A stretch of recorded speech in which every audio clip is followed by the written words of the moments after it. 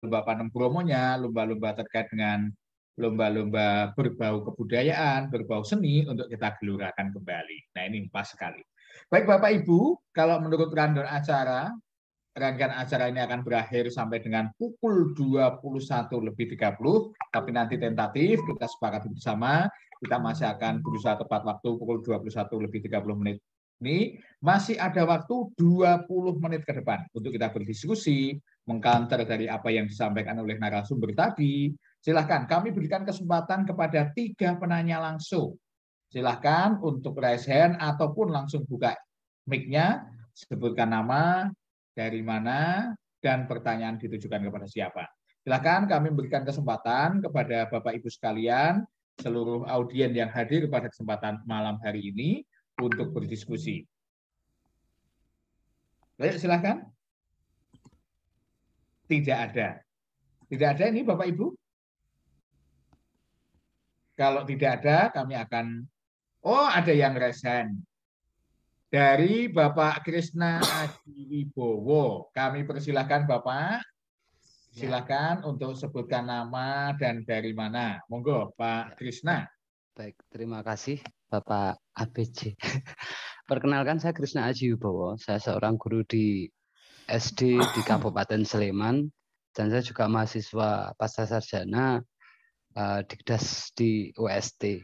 Ada 2 hal yang menggelitik. Yang pertama yaitu tentang tadi yang disampaikan tentang rasa nglakoni dan ngerti. Kebanyakan ini dari yang saya sawang ya, yang saya lihat ini untuk teman-teman guru di lapangan kadang-kadang untuk ngerti ngerasa nglakoni ini sering susah karena teman-teman guru di lapangan ini sudah rumangsa nglakoni gitu loh. Sudah rumangsa nglakoni, sering nglakoni. Hingga kadang-kadang ketika mereka rumangsa nglakoni, mereka sulit untuk ngerti.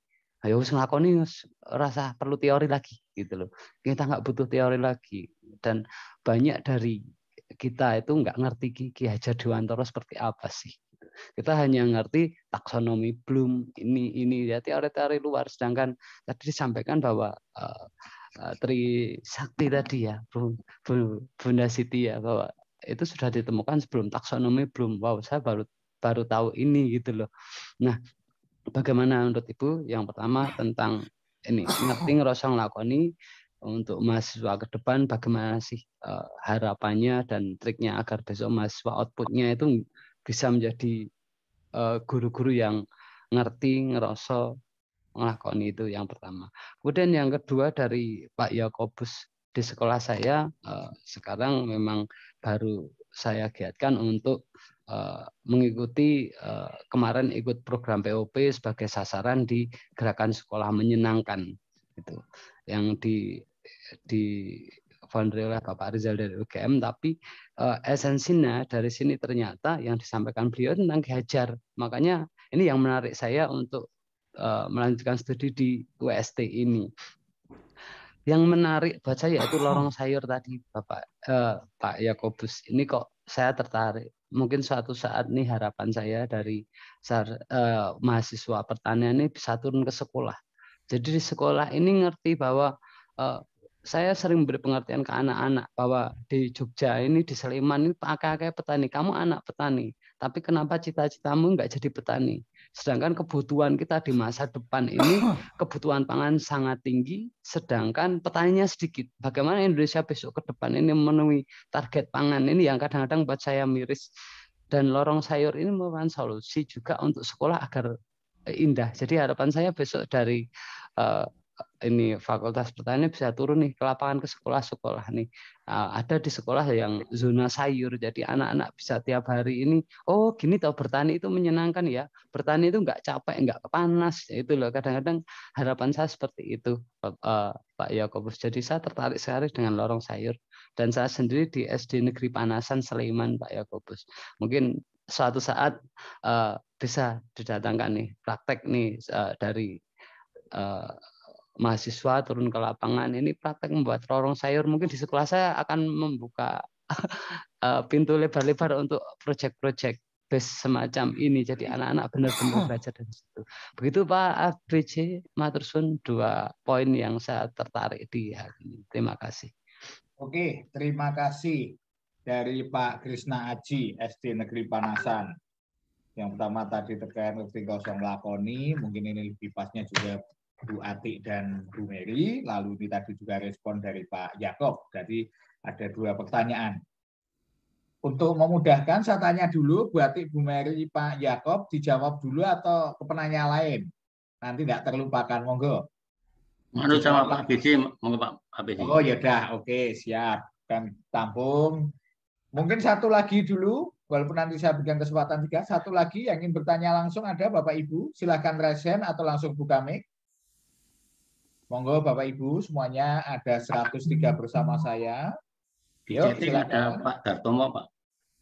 Pak Dartomo tadi bertanya untuk chat, Pak. Nanti kami sampaikan di chatnya. Oke, langsung dulu aja untuk yang bertanya langsung dari Pak Krisna Aji tadi, biar lebih efektif. Monggo dimulai Bu Atik dulu. Kami silakan Bu Mary dan terakhir Pak Yakob. Monggo Bu Atik. Singkat, padat, jelas, biar nanti kesempatan diskusi lebih banyak lagi.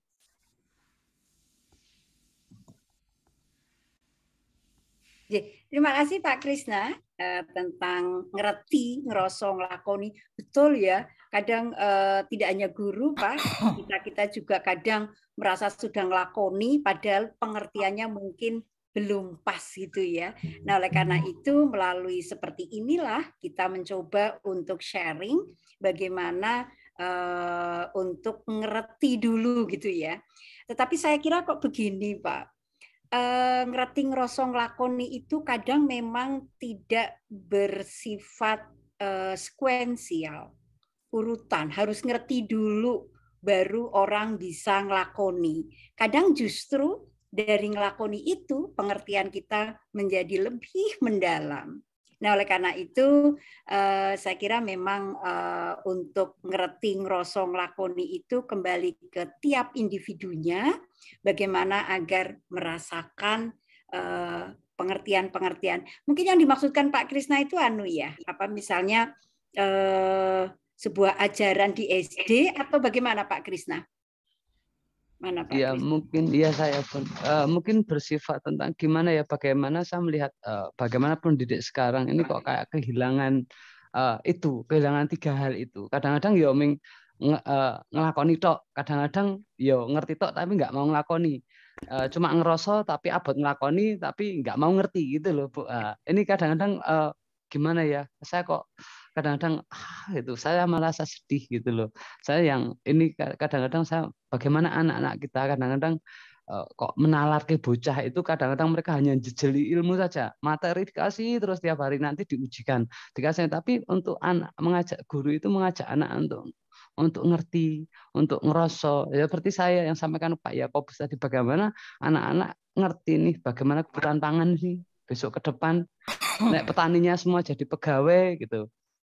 Bagaimana ini ya, dari hal itu yang saya tanamkan ke anak-anak, bagaimana ini kok guru ini kadang-kadang nggak paham bagaimana yang penting mereka ngajar, ngasih materi, uji, selesai. Kadang-kadang seperti itu tapi untuk proses menalarnya, proses ngerosoni, proses ngelakoninya itu mereka nggak ada gitu. Cuma berbasis teori, materi aja kasih uji, kasih uji, kasih uji. Jadi seperti ya ngesokke itu, padahal anak-anak kan punya kodrat manusia yang perlu dibina dengan rasa itu, 3 hal itu. Nah, ini mungkin curhatan saya aja, Bu. Oh iya, oke, baik ya. Sebenarnya guru itu kan kalau Ki Hajar Dewantara mengumpamakannya seperti seorang petani ya. Jadi ada sebuah istilah bahwa kalau menanam jagung jangan berharap menuai padi, tetapi kalau menanam jagung ya berharap menuai jagung yang unggul. Oleh karena itu Ki Hajar menganggapnya seorang guru itu seperti petani, yaitu yang bagaimana dengan penuh kasih sayang terhadap tanamannya, untuk menyiangi, untuk memupuk, mungkin menyirami dengan penuh kasih sayang. Nah, sebenarnya istilah ngerti ngerosong lakoni itu, Pak, itu ya memang bergantung pada pemahamannya ya. Jadi seperti misalnya ketika orang mengatakan bahwa petani itu betul-betul harus menyayangi gitu ya. Nah itu juga kadang orang-orang hanya sekadar menuangkan kognitifnya gitu ya. Oleh karena itu Ki Hajar harus ditambahi lagi Pak, harus dengan asah, asih, asuh. Bagaimana kita mendidik mereka untuk belajar bersama, kemudian dengan asih, dengan penuh kasih sayang dan asuh gitu ya. Jadi tentang ngerti ngerosong lakoni yang guru-guru sering hanya mengajarkan saja tetapi tidak ngelakoni, itu memang kembali ke merekanya, sehingga kalau bisa saya senang banget ini Pak Krisna tertarik ke UST itu gara-gara itu gitu ya. Maka oleh karena itu saya kalau di LP2M lebih banyak ke implementasinya Pak. Jadi saya malah tidak begitu banyak mempelajari teorinya, tapi yang penting kita sampai tadi ya, misalnya seperti kita ciptakan ada kata kolaborasi gitu ya, kemudian ada gelar prestasi dan partisipasi, itu sebenarnya adalah cara ngelakoni setelah betul-betul merasakan bahwa hanya dengan bersama kita bisa. Gitu Pak. Mungkin karena saya dari LP2M ya, jadi seperti itu. Matur nuwun. Langsung saja bergeser Bu Mary biar lebih efektif. Silakan Bu Mary. Baik. Terima kasih Pak Krisna. Mungkin yang lebih praktis ya saya analogkan. Saya pernah mengamati anak di sekolah begitu ya Pak Krisna. Ini dari hal kecil saja. Contohnya begini. Ketika sekolah itu menetapkan aturan harus cium tangan dulu ya sebelum COVID begitu. Cium tangan itu kan menjadi budaya yang bahkan mungkin menjadi aturan begitu ya di sekolah. Anak-anak itu harus cium tangan begitu ketika bertemu dengan gurunya. Saya pagi itu mengamati anak-anak ketika datang ada gurunya itu ibu guru ya. Kalau ibu guru kan biasanya bawaannya itu 2 tangan itu nggak kosong ya. 1 tangan tas cantiknya, 1 tugas-tugasnya gitu sehingga bawaan itu banyak. Kemudian ada anak datang, itu sebetulnya anaknya anak SMK sudah agak tinggi begitu ya, bukan anak kecil lagi. Kemudian 3 orang anak itu menghampiri gurunya, kemudian gurunya menyimpan tas, kemudian salam, cium tangan. Habis itu lari gitu ya anak itu. Saya perhatikan tidak ada seorang pun yang menawarkan, Bu, saya bawakan begitu ya, nggak ada. Gitu. Kemudian saya juga melihat di parkiran. Pak guru itu belum menyimpan motornya itu belum baik ya, belum betul, belum distandarkan gitu, bahkan ditahan oleh kakinya. Ada anak buat salam begitu ya, salam terus lari gitu. Tidak ada seorang pun yang menawarkan atau bagaimana membantu, tidak. Jadi dalam hal ini kalau saya perhatikan anak itu dia tidak paham, tidak ngerti apa itu salam begitu ya. Dia hanya ngelakoni karena ada aturan. Nah, barangkali ini yang perlu kita pahami bersama, bahwa ngerti dulu itu penting. Begitu ya. Jadi ngerti ketika kita tahu ada kalau kita makan pisang, kulit pisang itu kalau dilempar sembarangan, dibuang sembarangan, ini akan mengakibatkan orang lain jatuh. Kita tahu begitu. Tetapi ya pada ininya gitu ya, karena kita kalau tidak sadar bahwa itu akan mengakibatkan orang lain jatuh, ya bisa sembarangan begitu ya. Kemudian itu tidak itu ngerti, tetapi tidak ngelakoni, gitu. Tidak menyadari dan tidak ngelakoni. Jadi mungkin dalam pendidikan ini penting ngerti dulu itu, sehingga anak itu pada saat dia ngelakoni, dia tahu ya apa yang dia lakukan itu dasarnya dari ngerti dulu. Barangkali itu Pak Krisna yang perlu kita kembangkan ya, sehingga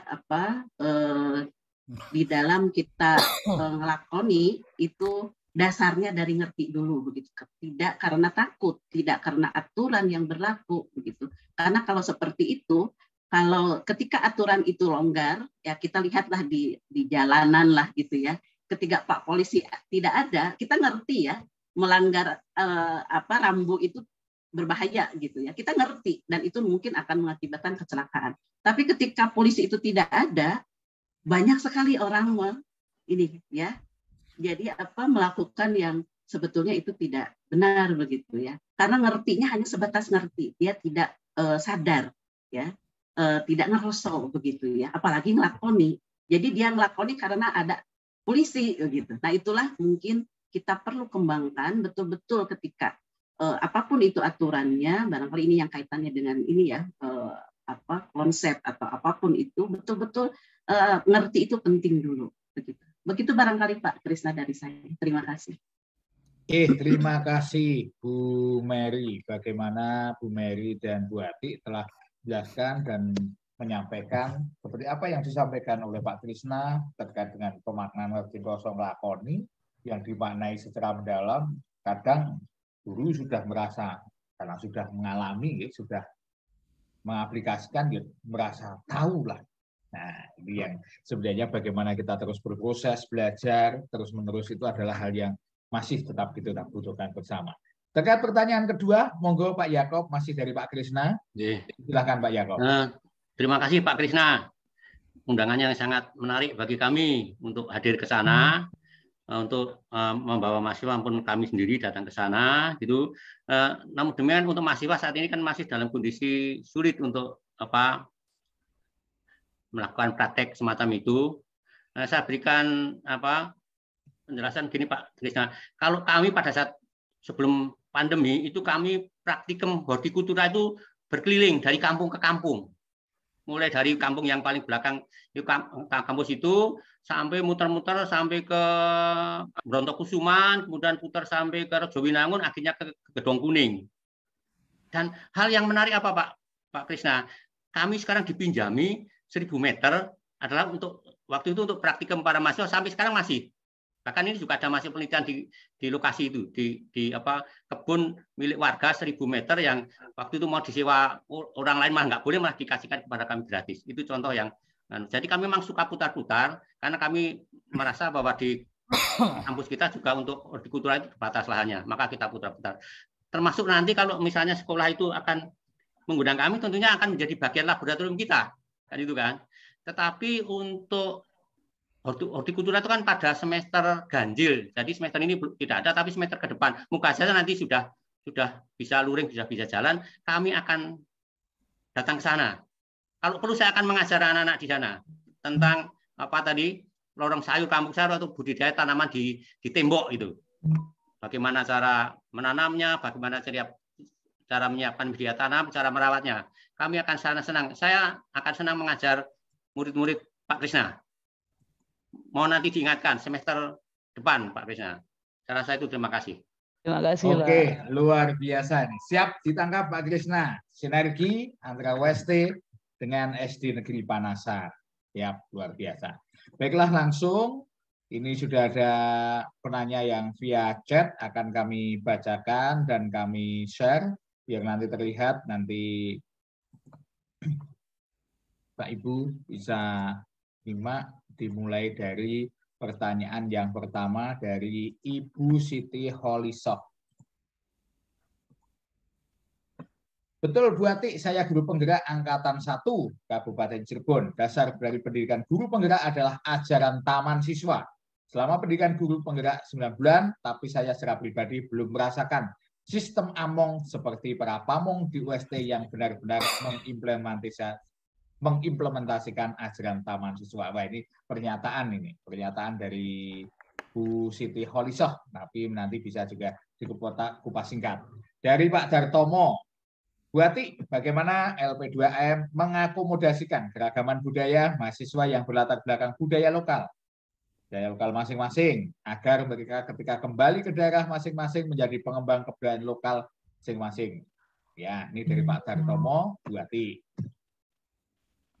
Masih dari Pak Dartomo untuk Pak Yakob, bagaimana mengakomodasikan tanaman lokal yang disakralkan dan bernilai tinggi seperti cendana di NTT, gaharu di Riau, dan pasak bumi di Kalimantan. Mungkin saya juga tambahkan kayu timoho mungkin. Wah, kayu timoho ini saya yang hobi keris ini, kayu timoho ini juga mahal harganya, apalagi nanti dari peletnya itu kalau bagus. Nah, ini mungkin juga bisa menjadi tanaman lokal yang bernilai tinggi. Beripun Pak Yakob, ini saya menambahkan dari pertanyaan Pak Tomo. Lalu ini dari Bu Retno Ida Muizah. Untuk Bu Siti Maria, mohon maaf tadi saya ketinggalan. Pertanyaan saya mungkin tidak sesuai dengan materi, tapi saya ingin menanyakan hal ini. Katanya dengan prinsip belajar berdiferensi yang sekarang sudah diramu dalam kurikulum paradigma baru, bagaimana cara integrasinya dengan sistem pengajaran dari Ki Hajar Dewantara? Monggo, kami balik dari belakang dulu. Pak Yakob yang menjawab, dilanjutkan Bu Mary, terakhir Bu Ati. Monggo, Pak Yakob. Untuk Pak Dartomo tadi terkait dengan kayu tanaman yang disakralkan seperti kayu cendana, gaharu, dan juga kayu apa Pak? Tadi gaharu. Timoho juga. Timoho termasuk Pak. Itu luar biasa. Itu sebaiknya harus dikelola betul-betul hati-hati. Jangan kemudian menganggap bahwa semua orang, semua masyarakat itu bisa mengelolanya. Kembalikan kepada keasliannya. Jadi kalau kayu cendana biarlah orang-orang NTT sana yang mengelola. Kalau kayu gaharu tadi di mana, di Kalimantan yang salah ya orang Kalimantan di sana. Jangan kemudian orang Jawa ikut-ikut nanti akan ingin kaya menanam cendana. Itu tidak boleh. Itu kembalikan ke sana keasliannya biar bisa menjadi budaya asli sana untuk dikembangkan. Karena itu memang itu anugerah masyarakat sana, kodrat alamnya seperti itu harusnya seperti itu. Kemudian hati-hati Pak ABC terkait dengan kayu timoho, tolong betul-betul dicari keasliannya, apakah betul itu, betul-betul ditelusuri kronologisnya Pak.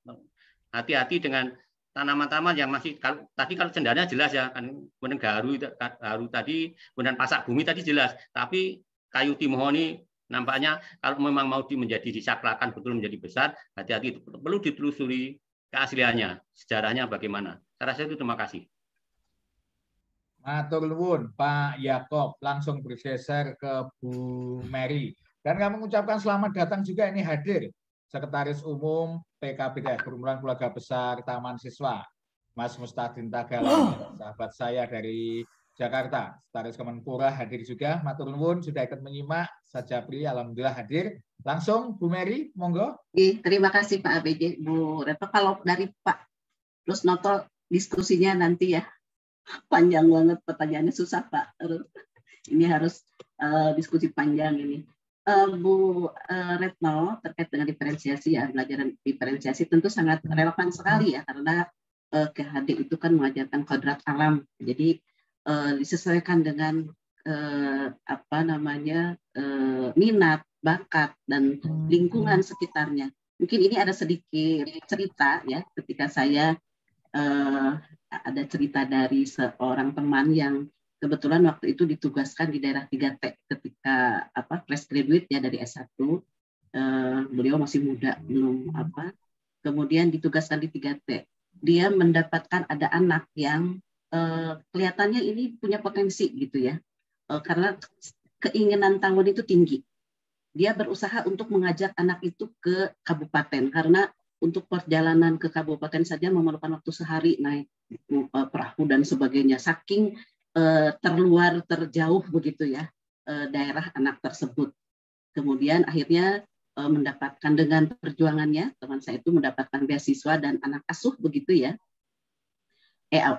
Orang tua asuh maksudnya, mendapatkan orang tua asuh, dibawalah anak tersebut ke kabupaten kota begitu ya, yang dia berharap anak itu mendapatkan pendidikan yang lebih baik. Itu yang tujuan awalnya begitu.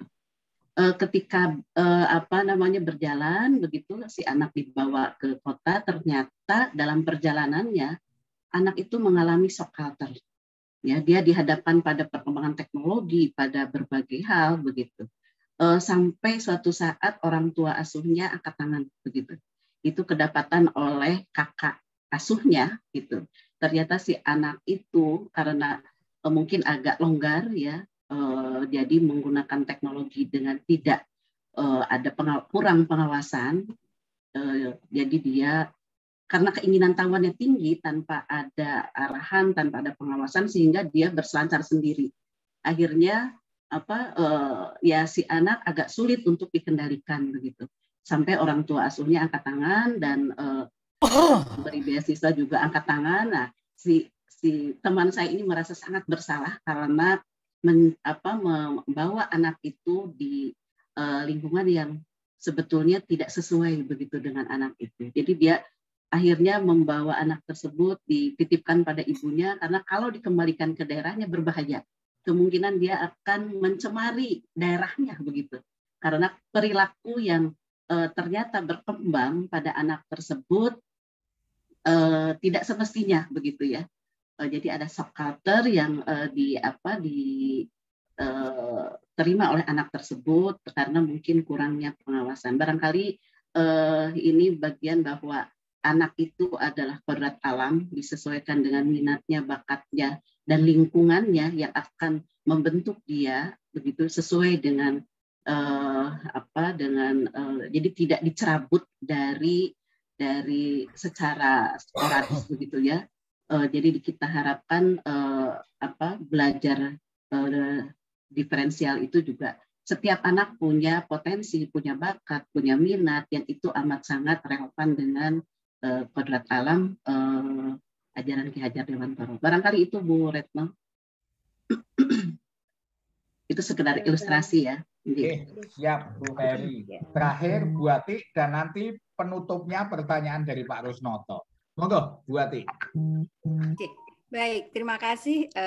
Ini ada beberapa pertanyaan di chatting gitu ya. Betul Mbak Siti, siapa ini? Kholisoh ya. Saya berkali-kali menerima materi dari calon guru penggerak gitu. Ternyata memang semuanya bermuara ke ajaran Ki Hajar Dewantara gitu ya.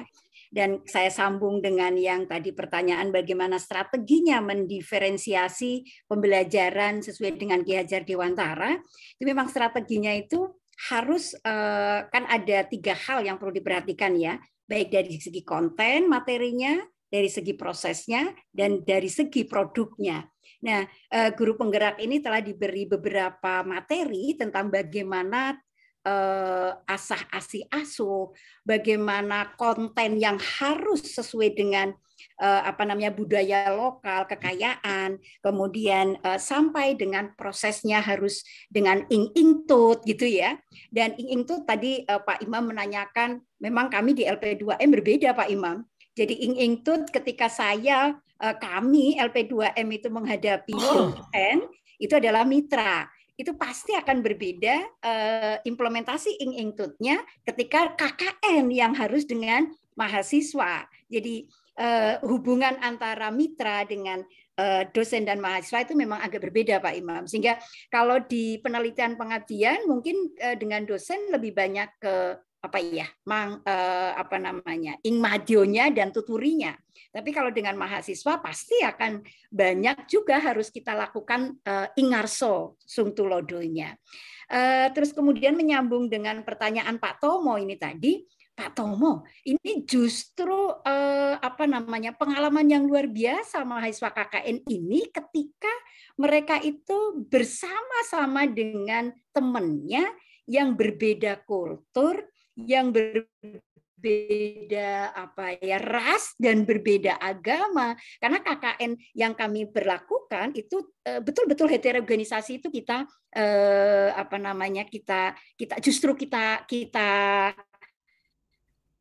sampaikan gitu ya. Jadi malah justru Pak Tomo, ketika mahasiswa itu dipadepokan bersama dengan dari berbagai provinsi, dari berbagai agama gitu, malah mereka justru menciptakan inovasi-inovasi baru. Kemarin itu seperti lagu Mau Mere, kemudian itu malah justru dilanggamkan gitu ya, seperti itu. Kemudian mainan yang egrang itu Pak Tomo, yang itu ternyata di sana juga ada Pak Tomo. Sehingga ketika bermain dolanan anak, itu mereka malah justru mengungkapkan kalau di sini ada bentik, maka di sana ada apa. Kalau ketika mahasiswa itu punya makanan khas daerah, kalau di sini ada begini, maka di sana ada apa. Nah, mereka itu malah menginovasi Pak Tomo. Jadi luar biasa malah ketika dipadepokan dengan berbagai macam suasana, kultur dan sebagainya. Saya kira itu. Dan kepada siapa lagi nih satunya? Sampun je, Pak Tomo je. Sampun. Oke. Sama Pak Imam sudah langsung. Terakhir ini adalah pertanyaan dari Pak Rusnoto sebagai gong. Monggo ini semuanya dari narasumber kami persilahkan untuk nanti menjawab. Saya share screen dulu biar audiens juga tahu dari Pak Rusnoto. Nah, ada 2 pertanyaan. Bagaimana pola internalisasi nilai-nilai ajaran luhur taman siswa dengan konsep strategis yang diproyeksikan melalui pengembangan konsep pendidikan dan kebudayaan dalam melembagakan nilai multikulturalisme bagi peserta didik kita. Bagaimana melakukan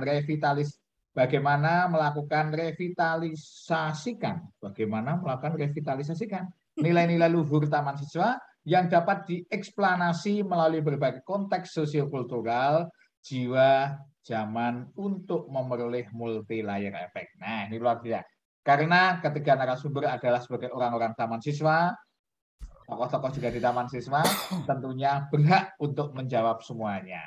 Dimulai Bu Ati, Bu Mary, terakhir Pak Yakob. Monggo Bu Ati, dari 2 pertanyaan Pak Rusnoto Susanto ini. Disilakan. Ya, oke. Pertanyaannya Pak. Oke, satu, bagaimana pola internalisasinya? Iya, bagaimana internalisasi nilai-nilai ajaran luhur taman siswa dalam sebuah konsep strategisnya? Karena ini untuk karena saya di LP2M, itu berarti kami mengawal kegiatan penelitian dan pengabdian kepada masyarakat. Contoh internalisasi nilai-nilai ajaran taman siswa itu antara lain itu kami sampai tadi sudah saya sampaikan di depan ya.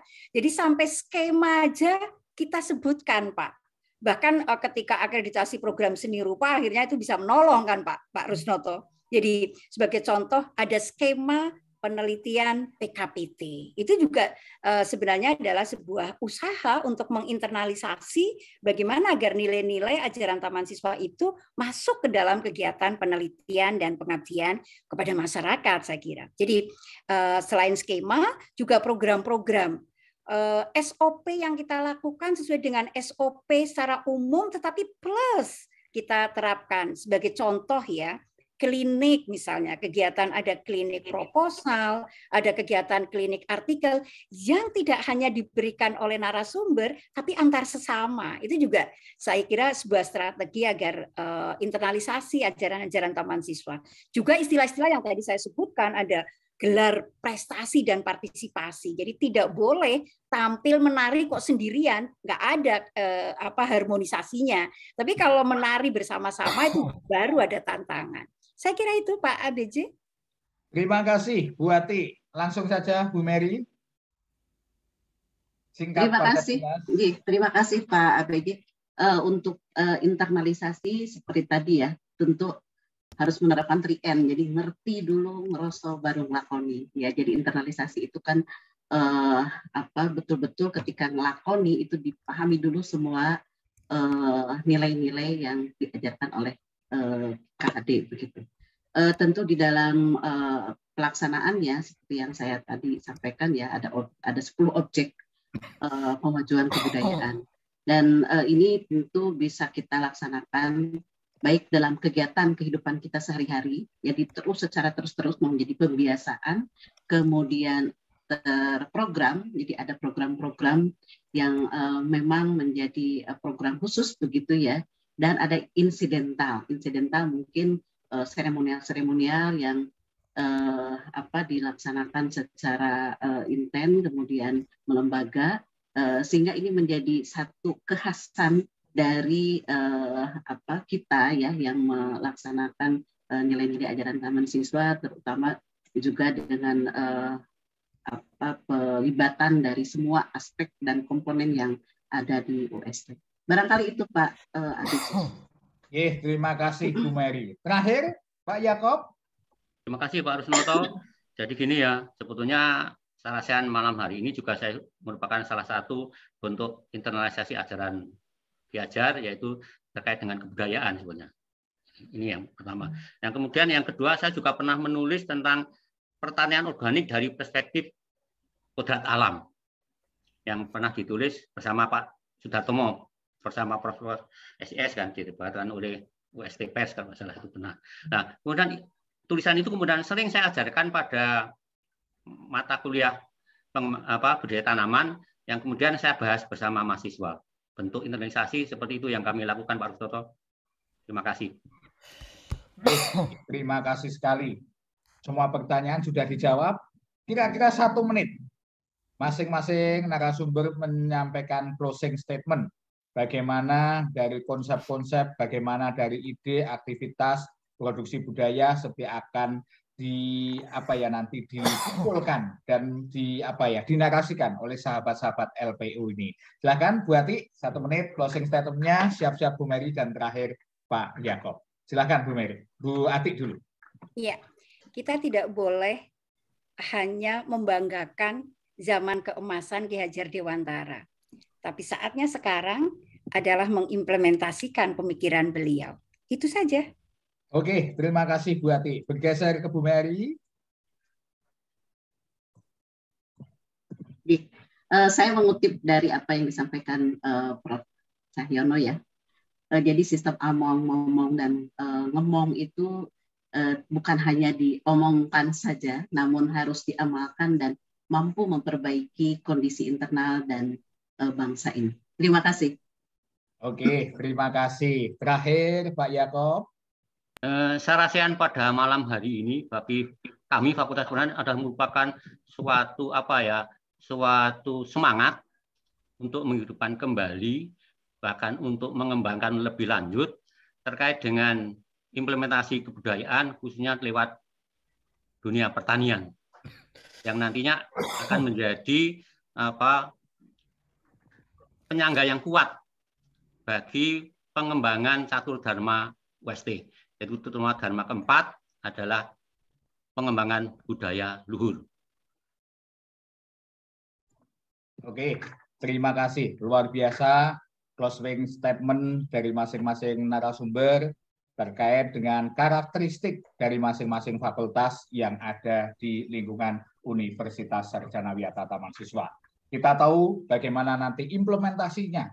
Tentunya akan disesuaikan dengan karakteristik masing-masing lembaga, masing-masing fakultas, yang arahnya kita akan tahu bagaimana keragaman implementasi pengembangan dan pelestarian budaya yang tadi sudah disampaikan oleh 3 narasumber hebat kita, Ibu Ati, Ibu Mary, dan Pak Yakob. Berikan apresiasi tepuk tangan luar biasa untuk 3 narasumber ini.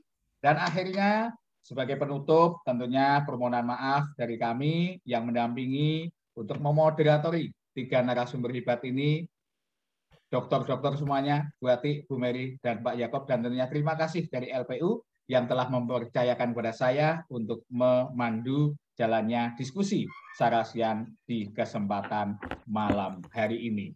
Muncul virus di Wuhan, jangan lupa jaga kesehatan. Banyak kata kurang berkenan, sudilah kiranya dimaafkan. Penyanyi Indonesia namanya Yuni Shara, memiliki lagu yang indah dan bisa dinikmati. Apabila ada salah tutur bicara, mohon diampuni seikhlas hati. Bunga mawar, bunga melati, indah dipandang di pagi hari. Saya pamit undur diri, jika rindu panggil saya lagi. Siang-siang bikin agar-agar, bikinnya di rumah si Agung. Terima kasih sudah mendengar. Akhir kata, wassalamualaikum warahmatullahi wabarakatuh. Salam. Waalaikumsalam.